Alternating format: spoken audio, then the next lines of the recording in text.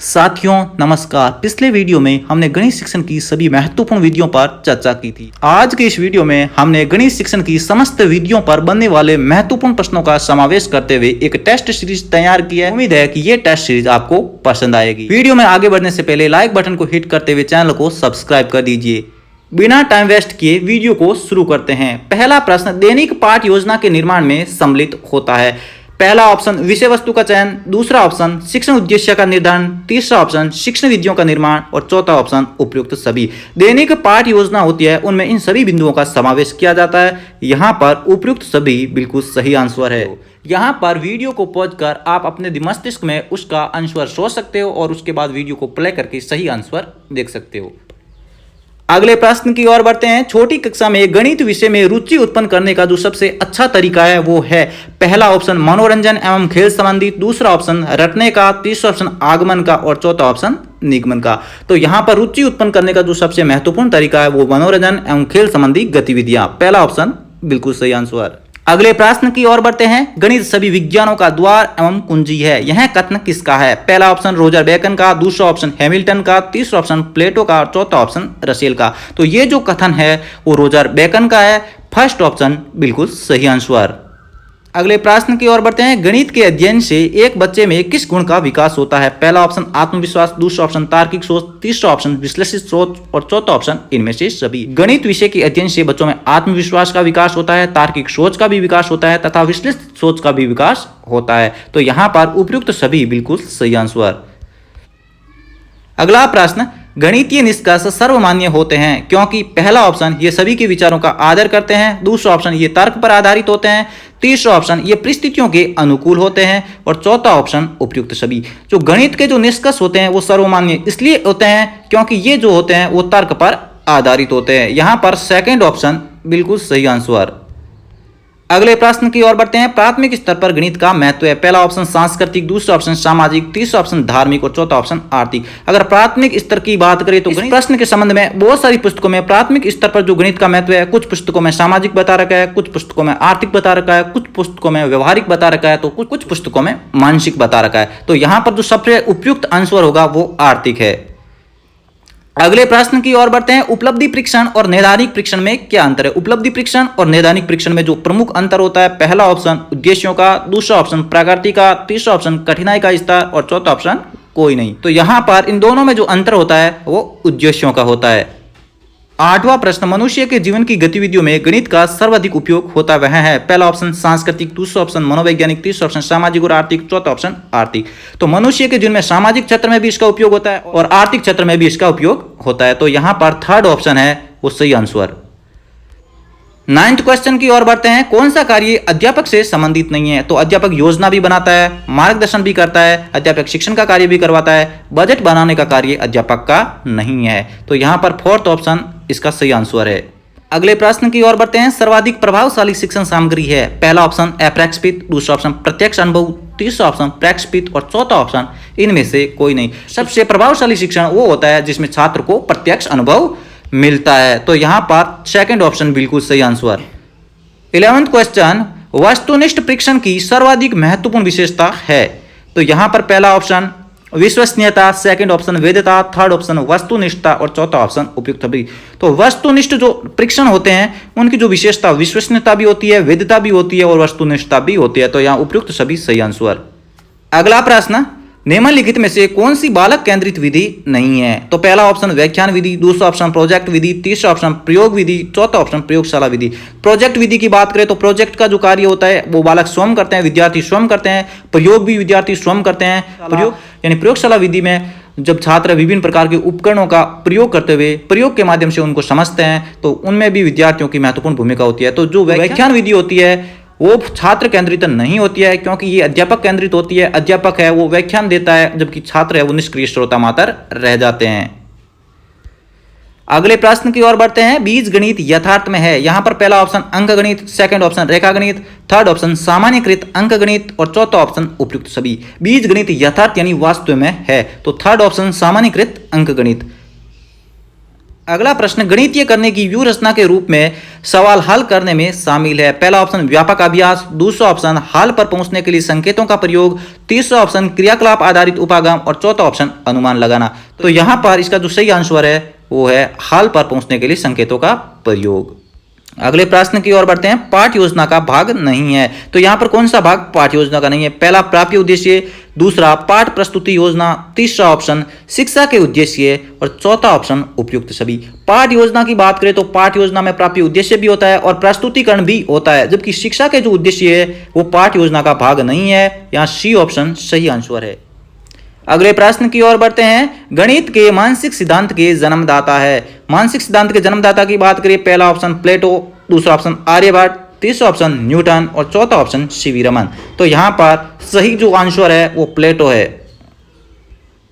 Next प्रश्न, खोज विधि का प्रतिपादन किसने किया था? पहला option pro Armstrong, second option Kilpatrick, third option dewy और फोर्थ ऑप्शन स्किनर। जो खोज विधि है वो आर्मस्ट्रांग ने दी है, जबकि किलपैट्रिक ने परियोजना विधि दी थी। अगला प्रश्न, निगमन विधि का उपयोग है। निगमन विधि जिसमें हम नियमों को स्थापित करते हुए उदाहरणों के माध्यम से स्पष्ट करते हैं और समझते हैं। तो यहाँ पहला ऑप्शन मानसिक क्षमता का बढ़ाना, दूसरा ऑप्शन वैज्ञानिक दृष्टिकोण विकसित करना, तीसरा ऑप्शन सूत्र की स्थापना करना और चौथा ऑप्शन सूत्र का प्रयोग करना। जो इसका जो सही आंसर है वो सूत्र का प्रयोग करना बिल्कुल। अगला प्रश्न, सामान्य से विशिष्ट की ओर शिक्षण सूत्र है, उस पर आधारित कौन सी विधि है? तो पहला ऑप्शन आगमन विधि, दूसरा ऑप्शन निगमन विधि, तीसरा ऑप्शन आगमन और निगमन विधि, चौथा ऑप्शन विश्लेषण विधि। तो सामान्य से विशिष्ट यानी नियम से उदाहरण की ओर जो ऐसी विधि है वो निगमन विधि है। सेकंड ऑप्शन इसका सही आंसर है। अगला जो प्रश्न है वो परिभाषा से संबंधित है। गणित सभ्यता और संस्कृति का दर्पण है। तो यह जो कथन है यह किसका है? तो पहला ऑप्शन बेकन का, सेकंड ऑप्शन हॉगबेन का, थर्ड ऑप्शन लॉक का और चौथा ऑप्शन डटन का। यहां पर यह कथन हॉगबेन का है। इसके बाद हम अगले प्रश्न की ओर बढ़ते हैं कि गणित की सभी शाखाओं में प्राचीनतम शाखा कौन सी है? गणित की जो विभिन्न प्रकार की शाखाएं होती है उनमें सबसे प्राचीनतम शाखा कौन सी है? रेखा गणित, अंक गणित, सांख्यिकी गणित और बीज गणित। तो यहाँ पर सबसे जो प्राचीनतम शाखा है गणित की वो है सांख्यिकी। अगला जो प्रश्न है वो रेखा गणित में प्रायोगिक स्तर पर प्रयुक्त होने वाली शिक्षण विधि है। रेखा गणित में हम कौन सी विधि का प्रयोग प्रायोगिक स्तर पर करते हैं? पहला ऑप्शन आगमन विधि, दूसरा ऑप्शन निगमन विधि, तीसरा ऑप्शन प्रदर्शन विधि और चौथा ऑप्शन उपयुक्त सभी। यहाँ पर जो प्रदर्शन विधि है उसका हम प्रायोगिक स्तर पर उपयोग करते हैं। अगले प्रश्न की ओर बढ़ते हैं। एक अच्छी मूल्यांकन विधि वह है जिसमें देखा जाए, यानी एक अच्छी मूल्यांकन विधि की क्या खास बात होती है? पहला ऑप्शन बच्चों के व्यवहार में परिवर्तन करने की विधि, दूसरा ऑप्शन शिक्षण हेतु अपनाई गई विधि, तीसरा ऑप्शन पाठ्य वस्तु से संबंधित विधि और चौथा ऑप्शन उपयुक्त सभी। तो यहाँ पर एक अच्छी मूल्यांकन विधि वो है जो बच्चों के व्यवहार में परिवर्तन करे। अगला प्रश्न, अनुप्रयोग संबंधी प्राप्ति उद्देश्य की प्राप्ति होती है जब छात्र चुनता है। पहला ऑप्शन संबंधित प्रत्ययों में भिन्नता बताता है, सेकंड ऑप्शन गणितीय उदाहरणों की व्याख्या कर सकता है, तीसरा ऑप्शन समस्या हल करने की उपयुक्त विधि चुनता है, चौथा ऑप्शन उपयुक्त सभी। तो जब अनुप्रयोग संबंधी प्राप्ति उद्देश्य की पूर्ति तब होती है जब छात्र समस्या को हल करने के लिए उपयुक्त विधि चुनता है। थर्ड ऑप्शन सही आंसर है। 25वां प्रश्न, शिक्षण प्रक्रिया का जो अंतिम सोपान है वो क्या है? पहला ऑप्शन मूल्यांकन, दूसरा ऑप्शन उद्देश्य, तीसरा ऑप्शन अधिगम और चौथा ऑप्शन उपयुक्त सभी।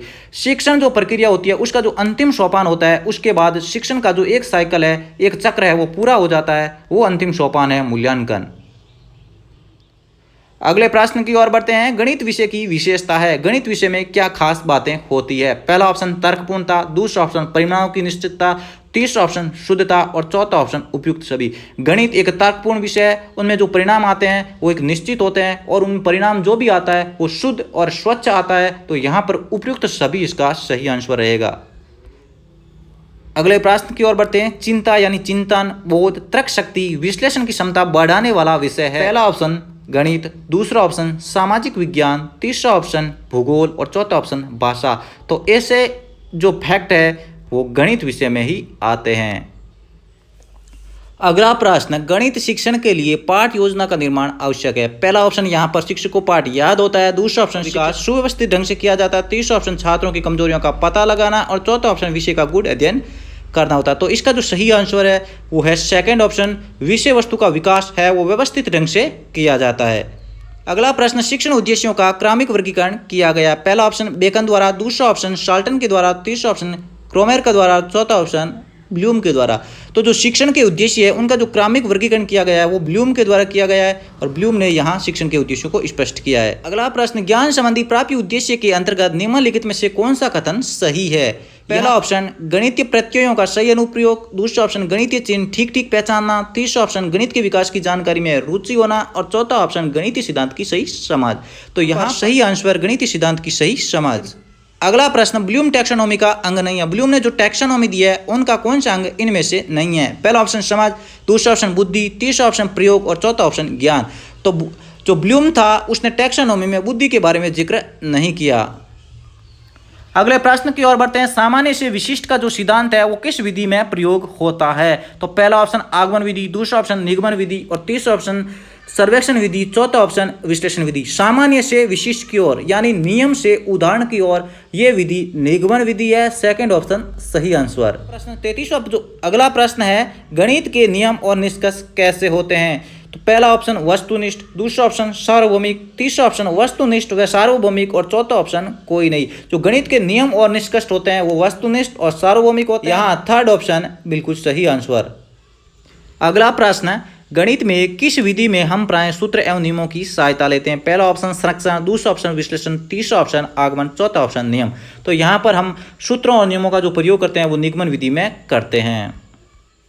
अगला प्रश्न, गणित विषय की जो पाठ्य पुस्तकें हैं वो किस विधि पर आधारित होकर लिखी जाती है? पहला ऑप्शन संश्लेषण, दूसरा ऑप्शन प्रयोगात्मक, तीसरा ऑप्शन आगमन और चौथा ऑप्शन प्रदर्शन। तो गणित शिक्षण में हम क्या करते हैं? उदाहरणों के माध्यम से सीखते हैं। तो ऐसे में थर्ड ऑप्शन है बिल्कुल सही आंसर।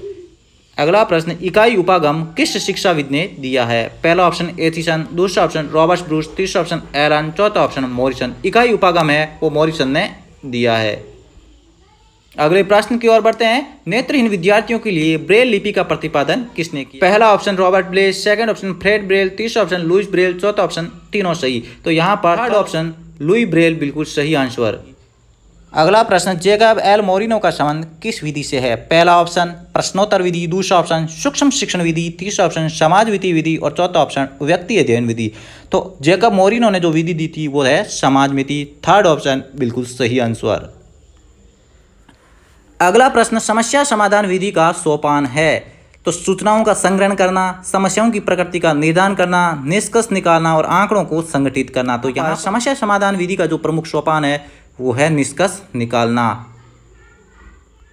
अगला प्रश्न, गणित शिक्षण में दृश्य श्रव्य सामग्री का प्रयोग किया जाता है। क्यों किया जाता है? छात्रों को लुभाने के लिए, बालकों को विषय से परे ले जाने के लिए, बालकों की रुचि जागृत करने के लिए और बालकों के मनोरंजन के लिए। थर्ड ऑप्शन बिल्कुल सही आंसर। बच्चों में रुचि जागृत करने के लिए गणित में सर्वदृश्य सामग्री का प्रयोग करते हैं। अगला प्रश्न, छात्र वर्त एवं गोले में तुलना करता है। तो यह किस उद्देश्य की पूर्ति करता है? ज्ञान, अवबोध, कौशल और ज्ञानोपयोग। तो यहाँ पर सेकंड ऑप्शन अवबोध बिल्कुल सही आंसर। अगला प्रश्न, एक अध्यापक गणित शिक्षण में अवरोही क्रम का अनुसरण कर रहा है। तो वह किस विधि से प्रेरित है? पहला ऑप्शन प्रयोगशाला विधि, दूसरा ऑप्शन आगमन विधि, तीसरा ऑप्शन संश्लेषित विधि, चौथा ऑप्शन निगमन विधि। आरोही क्रम की बात करते हैं तब वह आगमन विधि को फॉलो करता है और अवरोही क्रम की बात की जाती है तब वह निगमन विधि को फॉलो करता है। अगला प्रश्न, प्रयोगशाला विधि है वो किस विधि का विस्तृत रूप है? तो इकाई विधि, दूसरा ऑप्शन निगमन विधि, तीसरा ऑप्शन संश्लेषित विधि और चौथा ऑप्शन आगमन विधि। तो यहाँ पर फोर्थ ऑप्शन आगमन विधि बिल्कुल सही आंसर है। अगला प्रश्न, किसी खेल के मैदान का क्षेत्रफल का ज्ञान कराने में सबसे सहायक विधि है कौन सी होगी? पहला ऑप्शन आगमन विधि, दूसरा ऑप्शन निगमन विधि, तीसरा ऑप्शन क्रिया विधि, चौथा ऑप्शन प्रदर्शन विधि। तो यहाँ पर थर्ड ऑप्शन क्रिया विधि है वो सबसे ज्यादा उपयुक्त रहेगी। अगला प्रश्न, किसी वृत्त की परिधि और व्यास के संबंध स्थापित करने में इनमें से कौन सी विधि है वो सबसे ज्यादा सहायक होगी? ऐसे में वृत्त और उसकी परिधि में संबंध स्थापित करने के लिए हम प्रयोगात्मक विधि का उपयोग करें तो वो सबसे बेहतर रहेगा। तो यहाँ पर सेकंड ऑप्शन बिल्कुल सही आंसर है। अगला प्रश्न, ताश के पत्तों में छिपे अंकों के खेल को छात्र अपनी विचारधारा के अनुसार अभिव्यक्त कर रहा है। तो यह किस विधि से संबंधित है? ताश के पत्तों में जो अंक छिपे होते हैं वो छात्र है मस्तिष्क और विचारों के अनुसार उनको रूप देते हैं। ऐसे में वो उनके व्यक्तित्व से संबंधित है। तो फर्स्ट ऑप्शन इसका सही आंसर है।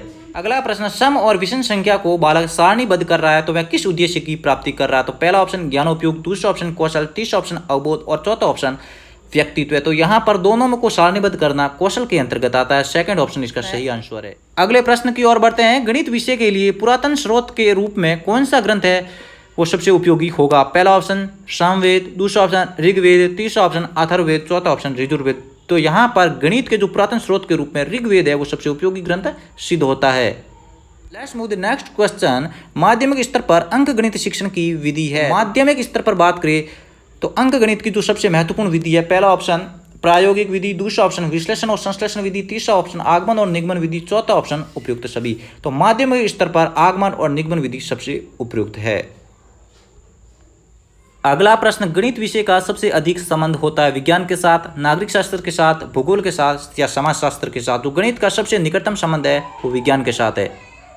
अगला प्रश्न, निम्न में से किसमें गणित विषय का प्रयोग स्पष्ट रूप से नहीं हो रहा? लाभ आने में हो रहा है, साइकिल चलाने में कोई गणित का उपयोग नहीं हो रहा है, सब्जियां खरीदने में भी हो सकता है क्योंकि वहां पर पैसे का लेन देन होता है, उधार लेने और देने में भी होता है। तो यहाँ सेकंड ऑप्शन है साइकिल चलाना, इसमें नहीं हो रहा है।